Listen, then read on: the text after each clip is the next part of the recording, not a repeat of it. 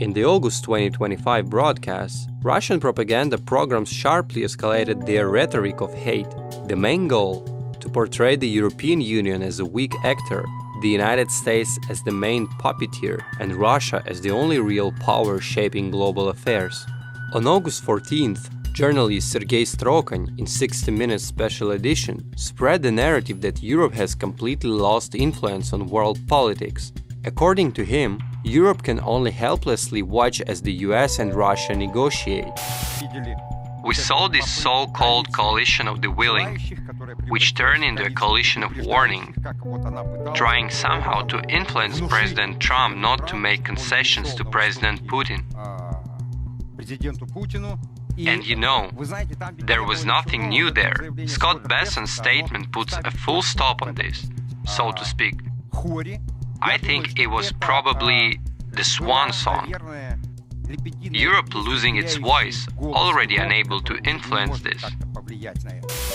Strokhin's remarks reinforce classic Kremlin propaganda, depicting the European Union as bereft of influence and agency, condemned to spectator status, as the real decisions are allegedly made between Washington and Moscow. The aim is to delegitimize the EU and frame transatlantic unity as an illusion, undermined by internal weakness. In the same program, writer Nikolai Starikov advanced the idea that Europe and Ukraine lack weight, and all decisions are made only by the US and Russia. In this sense, it's very interesting to see whom the West pushes to the forefront. Kaja Kallas. First, her job is head of European diplomacy. Second, she has been involved in this anesthesia for a long time.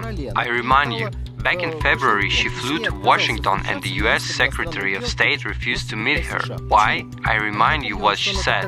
She said that no agreements are possible without Ukraine and the West. Europe should not be involved under any circumstances. She said this, and no one meets her. Starikov's rhetoric tries to both dismiss European and Ukrainian diplomacy as futile and to undermine confidence in the possibility of international support for Ukraine. He continued with an argument that any efforts to rally international support for Ukraine are futile. Does anyone seriously think that the discussion of all the gathered European leaders plus Zelensky would change Trump's position? Of course not. They dance their obligatory dance for their political careers and voters, continuing to feed Zelensky with false hopes. And he, in turn, must relay these hopes to Ukraine,